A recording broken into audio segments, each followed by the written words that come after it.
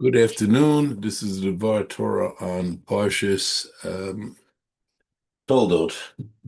This Parsha is a transitional one because this today begins the story in this week's Parsha of Yaakov and Esav, the next generation. And the Parsha begins with a description of the fact that Rivka is not able to have a child. There's davening both by Yitzchak and Rivka. Yitzchak's prayers are answered over Rivka's, which is a whole discussion in itself of why it worked out, why his was listened over hers. But in any event, the Parsha then goes on to describe the prophet, the of when Rivka is concerned about her pregnancy, which I'll explain shortly, and then it continues with the birth of Yaakov and Esav, their growth and development. There's also discussion of Avimelech. When he comes, removes Yitzchak, once he removed Yitzchak from his land, he was jealous, and then comes to make a covenant with him later. And the central theme is the blessings. The general story is well known that Rivka told Yaakov to impersonate Esav so that he could get the brachas, and he does wind up getting the brachas. And then Esav's left with only one bracha, which is the ability of conquest of war, which we see down in even the Western nations, which are the spiritual descendants of Esav even today. And also, it then ends with Esav, Rivka hearing that Esav's going to want to kill Yaakov as soon as his father dies. And she tells Yaakov to leave and go back to her homeland where he should get married there. Esav then goes, picks a third wife because they realize he's not too happy with his parents are not too happy with the wives. And then he picks a daughter of Ishmael, which is again, we're seeing the impact of that today,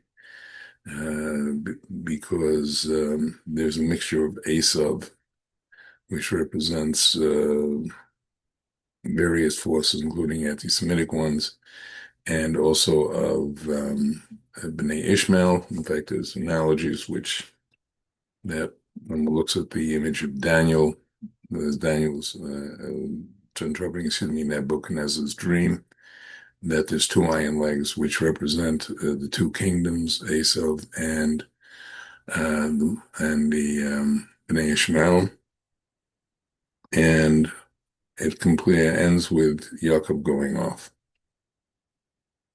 which will be the subject of next week's parsha, Vayetze. And what I'd like to focus on is this whole story of Yaakov getting the brachas. There's quite a number of questions to be asked on this. First of all, how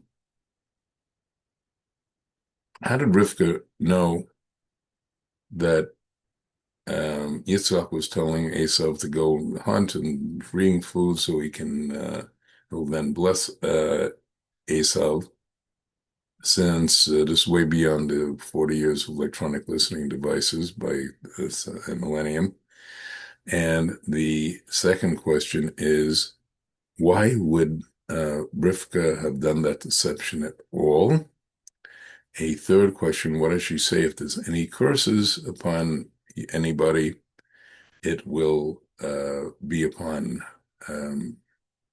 they'll be on me. And fourth of all, if one got brachas by deception, how could, which Yaakov raises with Rivka, how are they going to be effective? Yet they seem to be. Now, I would like to address all of these questions, but to do that before, we have to first look that um, Rivka had a previous nevuah. At the beginning of the Parsha, it says,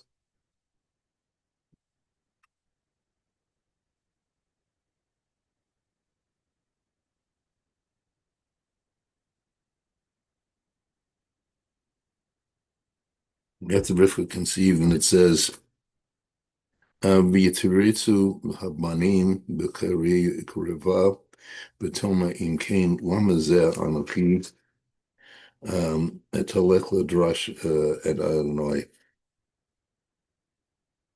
And what is and the Omer Hashem la la shnei goyim b'techanech and shnei olamim mecha kiparado le'im ma'ale amet rav avad b'sir.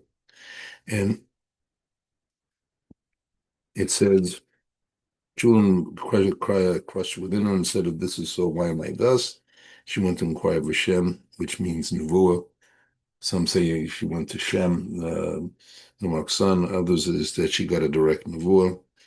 And Shem said to her, two nations are in your womb, two regimes from inside you shall be separate. One regime shall become strong from the other regime, and the greater shall serve the lesser. Now, the other thing here is why was she disturbed in the first place? Because every time they she went near by a house of avodah zarah idol worship. The child wanted to get out, and every time was moving, gravitating to us. And every time they went near the Hashem, Yeshiva Shem and Ever, which was teaching a form of Torah, why? Then the child wanted to go there. She thought she had a very schizophrenic child. It turns out this is why God explains his two children. And this prophecy was never given to Yaakov, Yitzchak, which is going to be very important. Now, to answer the questions I raised, and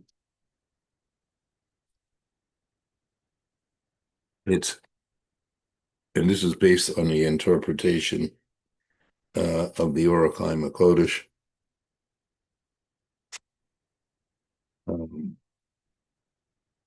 Where it says that what's really going on here, that in effect,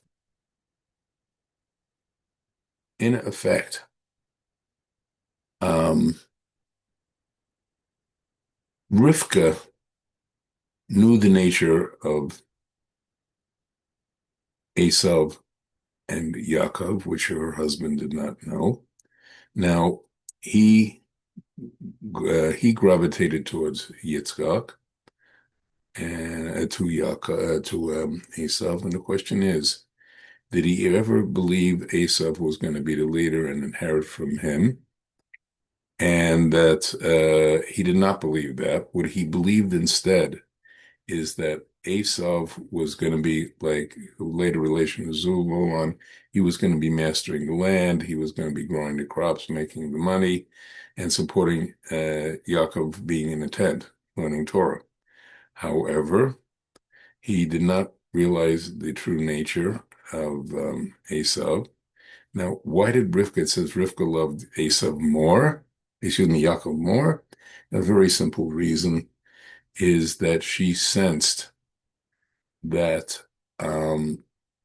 only through spirituality can one handle material things, and therefore she realized both the material as well as the spiritual had to come under the control of Yaakov. That explains one thing. Now the next question is, why Rivka? How did Rivka hear? It's explained that Hashem gave her her nevuah, so that she always knew when Yitzhak and Esau were talking, he knew she was nowhere to be nearby. And she also has another question. So why did she so that's why she felt that he had to get the brachas. Now, why this method of deception is, for one thing, it seems the communication between Yitzchak and Rivka in certain important issues was quite limited. A, and she wouldn't have probably been able to convince him of the nature of that, which I just said. So now, why did she feel so assured that this deception would work?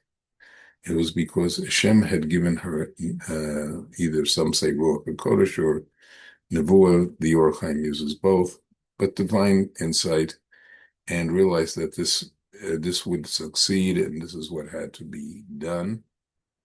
Now, where do we see another sign of this? This is not the Or Chaim, but where do we see another sign of this? We see another sign of it where it says that it was the hands of Esav, but it was the voice of Yaakov, called Yaakov. It was the voice of Yaakov. And as it explained in certain deeper sources, Yaakov, that even though Yaakov is in the tent, and even though we're supposed to, by extension today, as his descendants, supposed to do mitzvahs, learning the base medrash, concentrate on spiritual matters, we still have to be in this world also and use all of the God-given gifts that we have, abilities in the material world, but they have to be under the control of our spiritual side, and which was missing from Esav entirely and is still to this day through all descendants, as they said, the countries that became, which now constitute Esav, Adam, Rome. And therefore, this is something that at that point, at least according to some sources, not the Or Chaim, saw that she had that it had to go this way. In fact, if you look, as I said, Esau was only blessed with military prowess, with the strictest materialistic things. And as we'll explain next week's Parsha, that's also a tie-in between uh, Leah and Rachel and Esau and Yaakov. That's a discussion for next week. In any event, so that's why she knew it's going to succeed. Now, what about this whole thing of the curse if it had been revealed? It wasn't, she never had any concern that it wouldn't work because she had had a prophecy from Hashem. So why did she still say that we are, that the curse will go on me? Because when a tzaddik, a righteous person, makes a conditional thing and says, if it's revealed, there'll be a curse on me. That meant even on the condition that it didn't happen, there would still be a curse in the alternative. And Rivka said, if there's any curse comes out of this, which she didn't think there would be, it will be on me. So she was protecting her son. And then